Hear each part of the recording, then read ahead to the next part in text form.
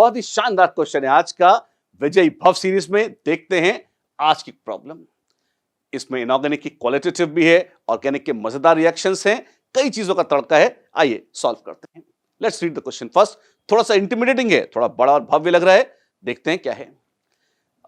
A metal A when heated with B and C separately gave compounds D and benzene respectively। एक छोटी सी hint है। Question तो वैसे आपके पास सेपरेटली अलग से हमारे पोस्ट में भी है। जब बहुत बड़े क्वेश्चन आपके सामने आते हैं ना, तो आप अगर एकदम से इनको पूरा पढ़ने की कोशिश करते हैं तो आप कंफ्यूज हो जाएंगे, क्योंकि ये मस्तिष्क में पूरे क्वेश्चन को धारण कर पाना मुश्किल होता है। तो आपको इसके टुकड़े टुकड़े करके सॉल्व करना चाहिए। आप आधी आधी लाइन, चौथाई चौथाई लाइन, एक एक लाइन मैक्सिमम पढ़कर उस डेटा को नोट करके फ्लो चार्ट बनाते जाएं। क्यों? ये फ्लो चार्ट आपको प्रॉब्लम सॉल्व करने में सहायक होगा। तो मैं, क्योंकि प्रॉब्लम बहुत बड़ी है, पूरा बोर्ड भर जाएगा, तो मैं एक ब्लैंक पेज ले रहा हूं, इसको फॉरवर्ड कर रहा हूं, क्वेश्चन पढ़ता जाऊंगा और सॉल्व कैसे करते हैं। क्यों? क्योंकि एग्जाम में आपको जल्दी सॉल्व करना है। आपके पास ये लग्जरी नहीं होती कि आप उसी क्वेश्चन को 6 बार पढ़ें, 8 बार पढ़ें, और कई बार 5-6 बार पढ़े बगैर इतना लंबा प्रश्न समझ में ही नहीं आता, कंफ्यूजन होता है ना। तो इसलिए मैं आपको इसको सॉल्व पढ़ता भी जाऊंगा, डेटा नोट करता जाऊंगा और सॉल्व करता जाऊंगा। एक दूसरी स्क्रीन पर मेरे पास यहां पर वो है, मैं यहां से इसको रीड कर रहा हूं और आपको सॉल्व करने का मेथड भी बता रहा हूं। A metal A when heated with B and C separately gave compound D and benzene respectively। ठीक है, तो आपके पास कोई मेटल है, उसको हमने B और C अलग अलग हैं, उनके साथ हीट किया। यहां पर तो बेंजीन मिल गई, डायरेक्ट बताया है, और यहां पर कोई कंपाउंड D मिल गया है। D when treated with KNO2 HCl। अब पोटेशियम नाइट्राइड HCl ये टिपिकली नाइट्रस एसिड बनाने के काम में आता है और कई सारे रिएक्शन देता है। Followed by treatment with C। अच्छा, इससे कुछ बना, क्या बना हमको नहीं पता, पर इसी के बाद इसमें ये जो इनिशियल कंपाउंड था C, उस C के साथ उसको ट्रीट किया, produces a deep red colouration, ऐसा बताया गया है। A, C and D each decolorizes bromine water separately। तो अगर A मेटल है और अकेले इसी में मैं Br2 और H2O डाल दूं, तो दिस इज डीकलराइज्ड। जैसे ब्रोमीन वाटर डीकलराइजेशन, अगर आपको याद है, क्लासिकल टेस्ट था अनसैचुरेशन का ऑर्गेनिक कंपाउंड्स के। अब देखिए यहां पर इसका क्या मतलब है हमको नहीं पता, पर यहां पे Br2 और H2O डीकलराइज्ड। ब्रोमीन वाटर येलोइश होता है, वैसे ब्रोमीन रेडिश ब्राउन होती है, पर ब्रोमीन वाटर जो लैब में टेस्ट में काम में लाया जाता है, बहुत डाइल्यूट रखा जाता है, तो येलोइश दिखता है और वो डीकलराइज हो रहा है, ऐसा बताया जा रहा है। Br2 H2O डीकलराइज्ड। अभी तक मैं सिर्फ डेटा नोट कर रहा हूं। Treating D with chloroform KOH, D बन चुका है, और अगर मैं इसको क्लोरोफॉर्म और KOH से ट्रीट करूंगा,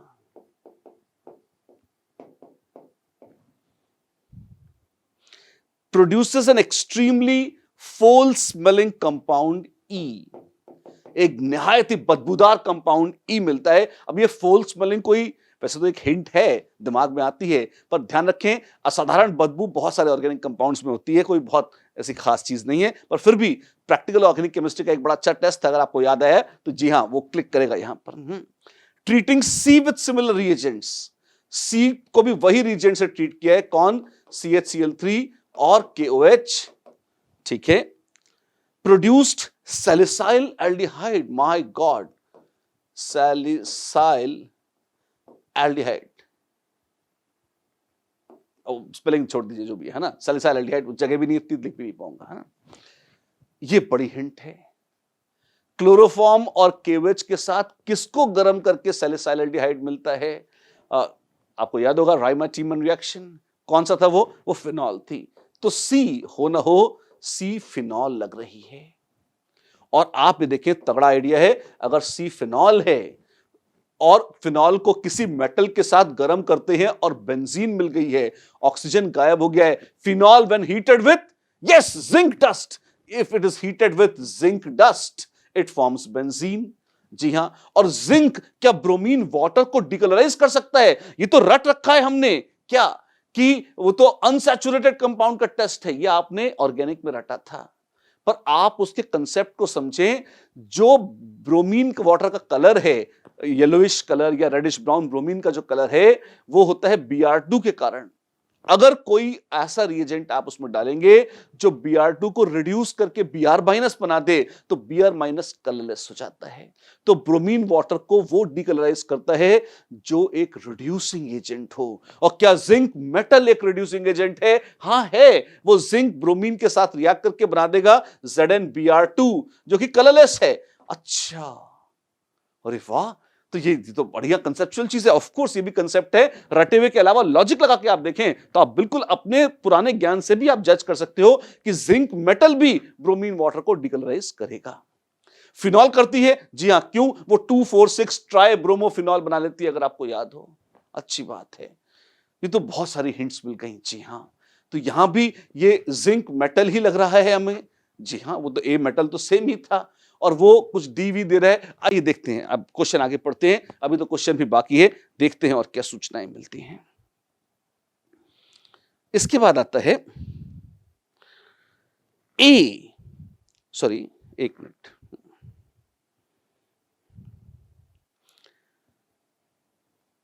C and D have nearly same molar mass।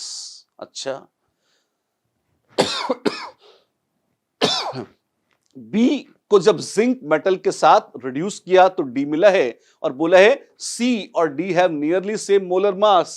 इससे कुछ समझ में नहीं आता क्या है, कोई बहुत बड़ी चीज नहीं है। देन इतनी ही बात बताइए, अब फिर आगे प्रश्न पूछे हैं। A option, when dissolved in dilute HCl followed by K for FeCN6, A produces a white precipitate। ए क्या था? ए था जिंक मेटल। अब जिंक मेटल को अगर आप डाइल्यूट HCl में घोलेंगे तो वो क्या देगा? वो देगा ZnCl2 एक्वस, यानी जिंक कैटायन। और जिंक कैटायन को अगर आप K4 FeCN6 के साथ ट्रीट करेंगे, याद है क्या होगा? जी हां, आपको व्हाइट पीपीडी मिलेगा K2 Zn3 FeCN6 whole twice. दो बार जेई में आ चुका है ये रिएक्शन। जिंक व्हाइट प्रेसिपिटेट देता है, फॉर्मूला है K2Zn3 FeCN6 होल ट्वाइस। अच्छा, तो क्या ए ऑप्शन सही है? जवाब है हां जी, ए ऑप्शन सही है। क्योंकि जगह बहुत सारी चाहिए मैं लिखने के लिए, तो क्वेश्चन पे लौट नहीं रहे हम, क्वेश्चन आपके पास ऑलरेडी है, तो बस यहां से देख लीजिए। B, if an aqueous solution of B is allowed to stand। B क्या है हमको पता ही नहीं क्या है, पर बोला है if an aqueous solution of B is allowed to stand, it forms C by SN1 mechanism। अच्छा, पता नहीं, कुछ ऑप्शन साफ साफ दी नहीं है, तो देखते हैं क्या होता है ना। C treating B with KCN CuCN produces an isomer of E। E अगर आपको याद हो बदबूदार फोल स्मेलिंग कंपाउंड था, और ये जो रिएजेंट है CuCN KCN, इसको देख के आपको शक नहीं होता? ये KCN CuCN अगर आप हिंट देखें, ये कुछ कुछ सैंडमेयर्स रिएक्शन की ओर संकेत करते हैं। सैंडमेयर याद है आपको? बेंजीन डाइजोनियम क्लोराइड से रिएक्शन कराना था। हाँ, एक मिनट, बेंजीन डाइजोनियम क्लोराइड, आ तो बी क्या है? देखते हैं क्या है ना। और बोला है डी में heating D with A also produces benzene. अच्छा, ये तो ऑप्शन है, ये सही गलत कुछ भी हो सकती है। वैसे ABCD ऑप्शंस थी, इसमें तो हमें जजमेंट लेना था कि वो सही है या गलत, तो एज सच इनको ऑप्शन के तौर पर हम सही मानते हुए नहीं ले सकते, लेकिन कभी कभी कुछ आइडियाज लेने में अच्छा होता है अगर रीड कर लें अपन। तो आइए देखते हैं क्या है। सारा डेटा हमारे सामने है। अब पहला गेस, ये जो बदबूदार फोल स्मेलिंग कंपाउंड, सबसे बदबूदार कंपाउंड्स होते हैं आइसोसाइनाइड्स। जी हां, अगर आपको कार्बामेलाइन टेस्ट याद हो, कौन सा, अगर क्लोरोफॉर्म और केवेज के साथ ट्रीट करते हैं और फोल स्मेलिंग कंपाउंड मिलता है, तो वो इनवेरिएबली कोई ना कोई आइसोसाइनाइड है। तो RNC इस किस्म की कोई चीज मिल सकती है।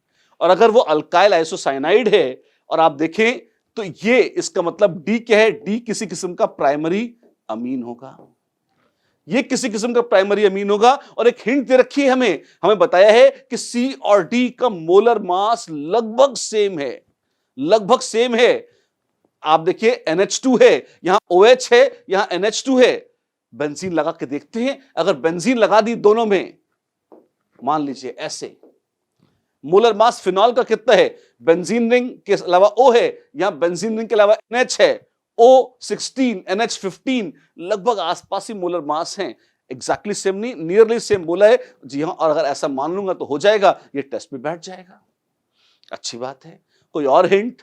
वेल, अगर एनिलीन मान लूं इससे और बेंजीन इससे करूंगा तो मिल जाएगा मुझे क्या? मुझे मिल जाएगा फिर से बेंजीन डाइजोनियम कटायन। और बेंजीन डाइजोनियम कटायन में सी क्या थी? फिनॉल। अगर मैं फिनॉल मिलाऊंगा अप्रोप्रिएट कंडीशंस में तो क्या मुझे वो रेड डाई टेस्ट मिल जाएगा? जी हां, ये क्लासिकल रेड डाई टेस्ट है। इनफैक्ट उल्टा भी चल सकते थे कि फिनॉल के साथ कोई चीज डीप रेड कलर दे रही है तो वो बेंजीन डाइजोनियम कटायन होगी। वो किससे बनी है? वो एनिलीन से बनी हुई हो सकती है। तो this very well could have been aniline. मन में एक डाउट आ सकता है कि बेंजीन रिंग ही क्यों बोला, नैफ्थलीन क्यों नहीं बोल दिया? मोलर मासेस लगभग सेम है, तो वहां से हिंट मिल जाती है।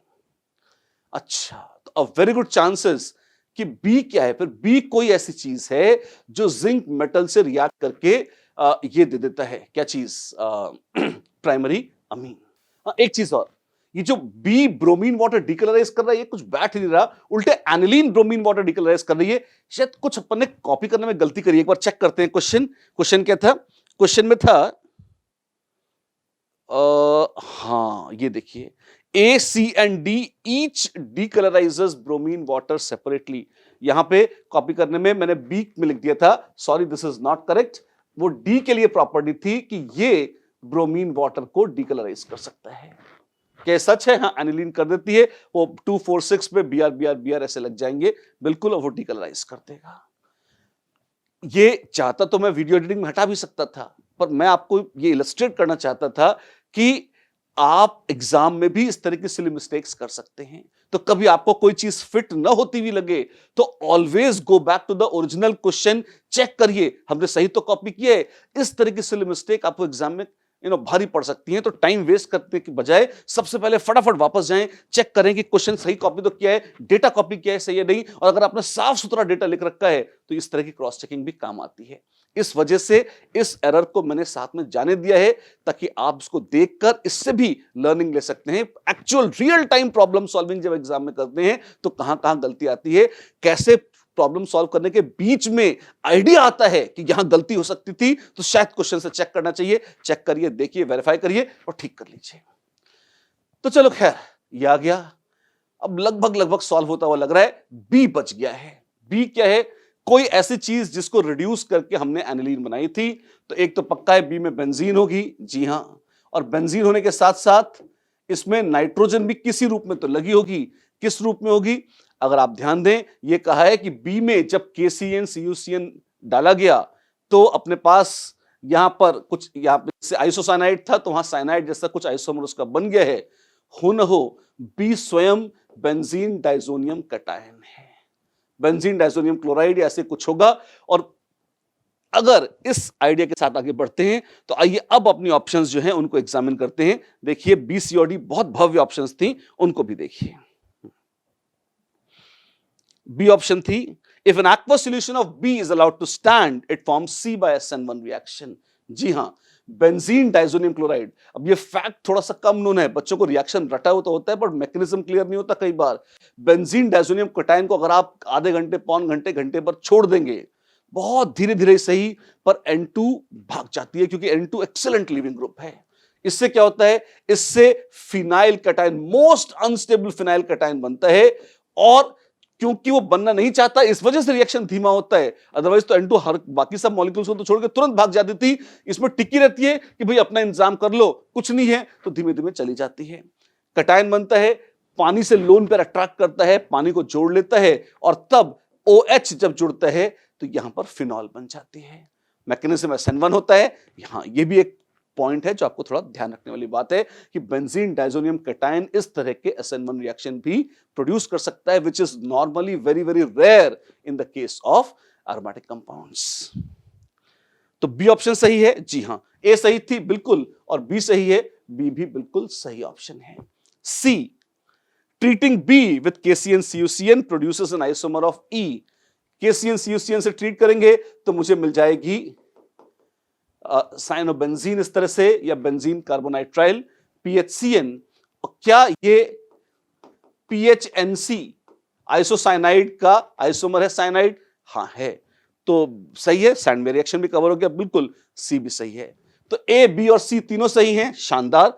And D, heating D with A, heating aniline with A also produces benzene. जी नहीं, एनिलीन को आप जिंक के साथ हीट करेंगे तो कोई बेंजीन नहीं मिलेगी, डी गलत ऑप्शन है। सही आंसर्स क्या है? ए, बी और सी। काफी इंटरेस्टिंग क्वेश्चन है।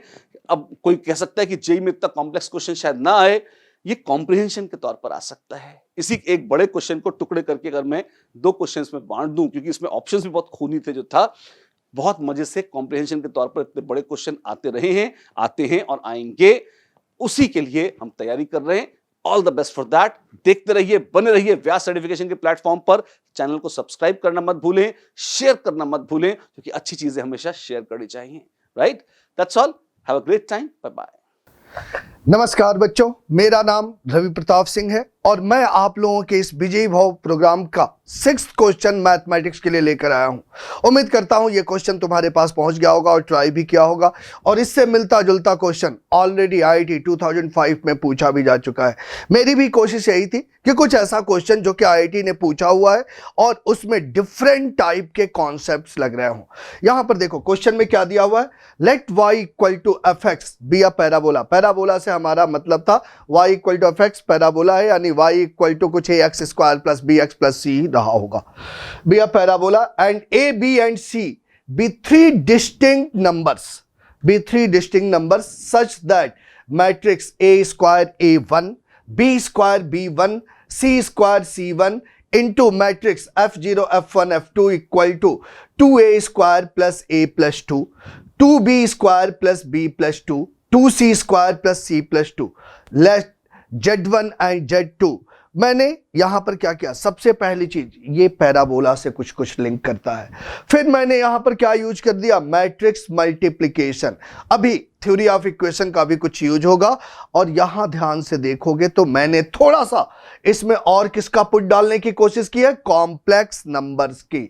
Late z1 and z2 be two roots of the equation fx equal to 0, pz be a variable point such that mod of z minus z1 upon z minus z2 equal to k, then which of the following is or correct। Question तो पूरी तरह से पढ़ लिया होगा।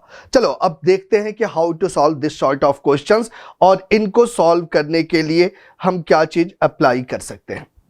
यहां पर देखो, सबसे पहली चीज हमें क्या दी गई थी, फर्स्ट थिंग हमें दी गई थी दो डिटर्मिनेंट्स थे और दो मैट्रिसेस थी और उनका मल्टीप्लिकेशन। क्या क्या भाई मैट्रिसेस थी, एक दिया गया था, ये दिया हुआ था A square plus A square a1, B square b1, C square c1 into f0 f1 f2।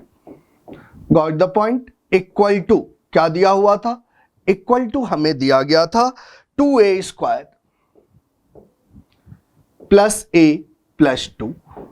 अगला क्या दिया हुआ था, 2b square plus b plus 2, 2b square plus b plus 2 and 2c square plus c plus 2।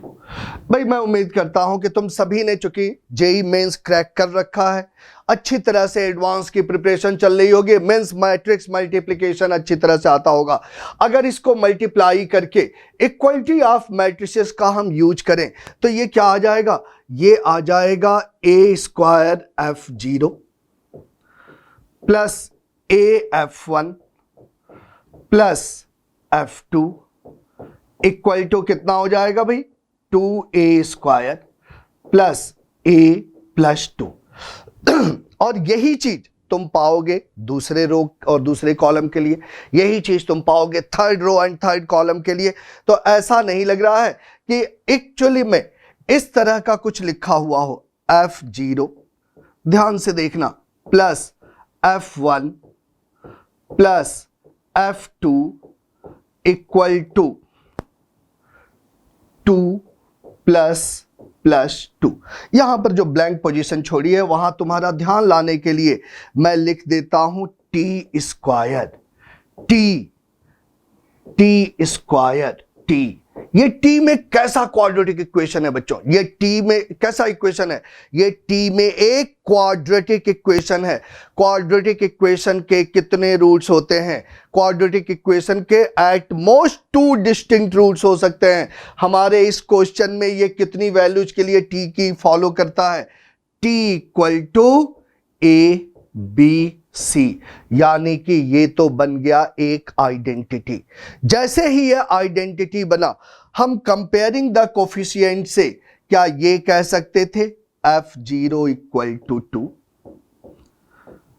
f1 equal to 1 and f2 equal to 2। यहां भी मैं कुछ concept बताना चाहता हूं। यहां तक अगर आने के बाद से देखो तो इसको थोड़ा छोटा करते हैं और उसके बाद से देखते हैं आगे और क्या हो सकता था। भाई f1 1 है, f2 2 है, तो इसको क्यूबिक में ये बहुत ही इंपॉर्टेंट ट्रिक होती है। f1 1 है, f2 2 है, fx एक पैराबोला है यानी कि ax square plus bx plus c। तो क्या मैं लिख सकता था fx equal to a times x minus 1 into x minus 2 plus x। कहां से आया? मैंने सिर्फ और सिर्फ इन दो वैल्यूज को ध्यान में रखा और इन दो वैल्यूज से मैंने ये चीज निकाली। Got the point? देखो f1 1 है, x की जगह 1 रखो 1 आएगा, f2 2 है, x की जगह 2 रखो 2 आ जाएगा। और बाकी अभी f0 का मैंने कोई भी यूज नहीं किया है। बच्चों एक चीज का ध्यान रखना कि ये ट्रिक आगे चल के क्यूबिक में भी यूज कर लेना। भाई यहां पर p इसलिए कर रहा हूं क्योंकि सोचोगे ये वाला a तो नहीं है, नहीं बिल्कुल नहीं है, ये तो एक नया a था। अब यहां पर देखो x की वैल्यू 0 रखने पर ये कितना आ जाता है 2, यानी कि 2 equal to 2p। This implies p की वैल्यू कितनी 1 और fx कितना हो जाएगा x square minus 2x plus 2। और इसके रूट्स क्या हो जाएंगे? इसके रूट्स दिए गए थे z1 एंड z2। तो क्या मैं लिख सकता था z1 इक्वल टू 1 प्लस आई और z2 इक्वल टू 1 माइनस आई। यहां तक देखो अभी हमने कितने इक्वेशंस का यूज कर लिया है। यहां तक अगर कॉन्सेप्ट्स को देखोगे तो सबसे पहले मैंने मैट्रिक्स मल्टीप्लिकेशन यूज किया, फिर मैंने क्या यूज किया? मैट्रिक्स मल्टीप्लिकेशन के बाद इक्वलिटी ऑफ मैट्रिसेस यूज किया, फिर थ्योरी ऑफ इक्वेशन यूज किया, फिर ये ट्रिक यूज करी और उसके बाद से अब हम आ चुके हैं कॉम्प्लेक्स नंबर में। अब यहां पर दिया हुआ है mod of z minus z1 upon z minus z2 equal to k।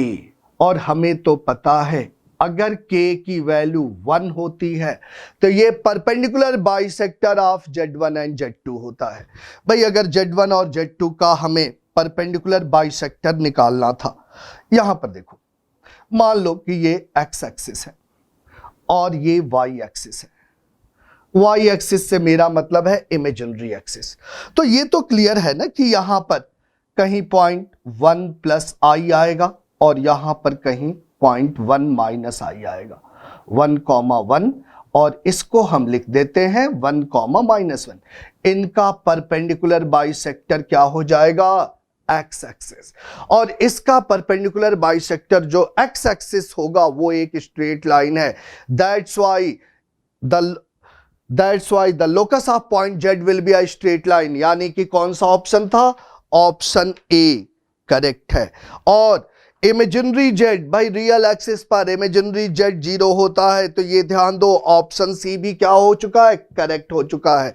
और इसी के साथ साथ हमें ये भी तो याद है कि अगर k is not equal to 1 हो तो ये हमेशा ही लोकस क्या होता है? एक सर्कल। और उसके डायमीटर क्या होते हैं? C और D पॉइंट। जहां C पॉइंट ऐसा है जो Z1 और Z2 को इंटरनली K रेशियो 1 में डिवाइड करता है।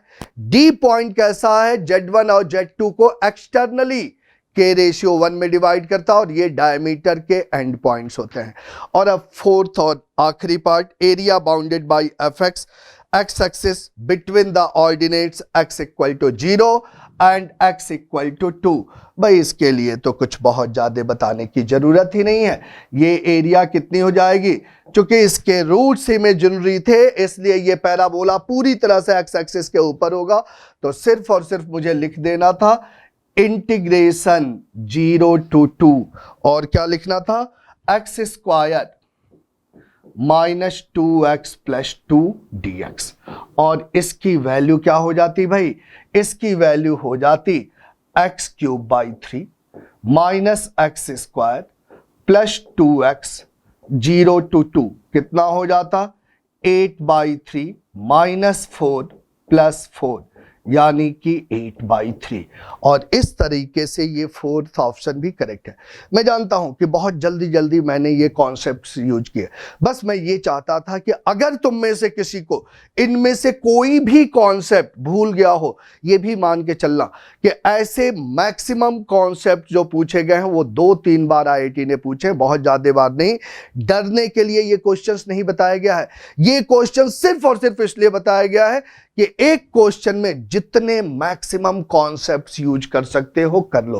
अगले क्वेश्चन के थ्रू मैं तुम्हें ये दिखाऊंगा एओडी का यूज कैसे होता है और उसके बाद से प्रोबेबिलिटी पर बात करेंगे और एक क्वेश्चन के थ्रू कॉन्टिन्यूटी और डिफरेंशिएबिलिटी की भी बात करेंगे। इस क्वेश्चन के थ्रू बस मैंने ये कोशिश करी है कि 4-5, क्योंकि तुम भी समझ सकते हो 10 क्वेश्चंस में हमें पूरी कोशिश करनी थी कम से कम 20 चैप्टर तो कंक्लूड में आए, 20 चैप्टर तो मर्ज कर सके। और इसीलिए हमारी पूरी कोशिश है, जैसा कि केएम सर ने भी किया होगा, कि हम एक क्वेश्चन में ही मैक्सिमम कॉन्सेप्ट को डाल दें। ओके, आज के लिए thank you. Hello students, welcome to Vyas Certification Quota. Today we are ready with the solution of our 6th question. छठा क्वेश्चन, पहले 5 11th के थे, अगले 5 12th के हैं। तो अब ये इलेक्ट्रोस्टैटिक्स का क्वेश्चन है। देखें यहाँ पर है क्या, एक सिलेंड्रिकल पोर्शन है स्मॉल आर रेडियस का, जिसको कि एक कैपिटल आर रेडियस के स्फीयर से काट के बाहर किया गया है, यानी एक सिलेंड्रिकल कैविटी बनाई गई है। और उस सिलेंडर की जो एक्सिस है, जो सिलेंडर की एक्सिस है वो कोइंसाइड कर रही है स्फीयर के डायमीटर के साथ। ओके, तो सिलेंडर के जो एक्सिस ऑफ सिलेंडर है वो कोइंसाइड कर रहा है डायमीटर ऑफ द स्फीयर, किसी एक डायमीटर के साथ कोइंसाइड कर रहा है। स्मॉल आर बहुत छोटा है, सिलेंडर जो सिलेंड्रिकल कैविटी है वो बहुत पतली सी है, बारीक सी है। तो हमें फाइंड आउट क्या करना है, then the electric field intensity at a point on the surface of the cavity. Cavity के सरफेस पर जो पॉइंट ए है, जो सेंटर से ठीक लेफ्ट में है, तो उस पॉइंट पर हमें इलेक्ट्रिक फील्ड फाइंड आउट करनी है। तो कैसे फाइंड आउट करेंगे, पहले तो हम ये समझे कि कैविटी के अंदर फील्ड पता कैसे लगाते हैं। हम एज्यूम करें कि स्फीयर पूरा है, पॉजिटिवली चार्ज स्फीयर है, कोई कैविटी नहीं है। अब उसमें एक सिलेंड्रिकल पोर्शन हम डाल दें अपोजिट चार्ज डेंसिटी का, मतलब स्फीयर का रो है तो सिलेंडर का माइनस रो है। जहां पर हम माइनस रो का सिलेंडर डालेंगे वहां माइनस रो प्लस रो मिलकर 0 हो जाएगा, मतलब वहां पर कोई चार्ज बचेगा नहीं, मतलब कैविटी क्रिएट हो जाएगी। यानी हम समझ सकते हैं यहाँ पर सुपरपोजिशन ऑफ फील्ड है, एक पॉजिटिव चार्ज के स्फीयर की वजह से और दूसरी नेगेटिव चार्ज के सिलेंडर की वजह से। तो इन दोनों को अब हम कैलकुलेट करें तो स्फीयर के सेंटर से r डिस्टेंस पर इलेक्ट्रिक फील्ड कितनी होती है, गॉस लॉ अप्लाई करें, वो रो r/3 एप्सिलॉन नॉट है। ए पॉइंट सी से लेफ्ट में है, पॉजिटिवली चार्ज सिलेंडर है, स्फीयर है, तो फील्ड की डायरेक्शन माइनस आई कैप की तरफ होगी। तो सॉलिड स्फीयर के लिए इलेक्ट्रिक फील्ड ये होगी माइनस आई कैप डायरेक्शन में, minus rho r/3 epsilon not I cap. अब सिलेंडर की वजह से जो इलेक्ट्रिक फील्ड होगी, सिलेंडर का जो लेंथ है वो 2r है। चूंकि स्मॉल r के कंपैरिजन में कैपिटल R बहुत बड़ा है तो हम उसे इनफाइनाइट सिलेंडर मान सकते हैं। तो इनफाइनाइट सिलेंडर के सरफेस पर क्या इलेक्ट्रिक फील्ड होती कितनी है, हमें मालूम है कि सिलेंडर की वजह से 2k lambda by R electric field होती है। तो यहाँ पर लैम्डा की बजाय चार्ज डेंसिटी है। लैम्डा और रो में ये रिलेशन है। लैम्डा और रो में ये रिलेशन कैसे है, हम इसे यूं देख सकते हैं कि rho into pi R square 2r ये चार्ज है उस सिलेंडर पे, जिसको हम लिख सकते हैं लैम्डा इंटू 2r। तो 2r कैंसिल होगा, तो लैम्डा की जगह rho into pi R square मिलेगा। तो उसकी वजह से electric field 2k lambda by R है। ये सिलेंडर की वजह से इलेक्ट्रिक फील्ड है। अब नेगेटिवली चार्ज सिलेंडर है, तो उसके लिए इलेक्ट्रिक फील्ड जो होनी चाहिए वो पॉजिटिव डायरेक्शन में होनी चाहिए। तो ये माइनस और ये माइनस ये दोनों मिलकर प्लस बन रहा है। तो ये प्लस इलेक्ट्रिक फील्ड है rho by 2 epsilon naught R I cap. तो नेट इलेक्ट्रिक फील्ड जो बनेगी वो इन दोनों का डिफरेंस, यानी सिलेंडर की वजह से rho R by 2 epsilon naught, sphere की वजह से rho R by 3 epsilon naught, half minus 1/3 is 1/6। तो उसकी वजह से जो इलेक्ट्रिक फील्ड बनेगी वो रो आर बाई 6 एप्सिलॉन नॉट बनेगी। तो ये होगा उस कैविटी के सरफेस पर इलेक्ट्रिक फील्ड। तो आज के लिए इतना ही। अगली क्लास में हम आएंगे फिर और एक नए सवाल के साथ। तब तक ऑल द बेस्ट।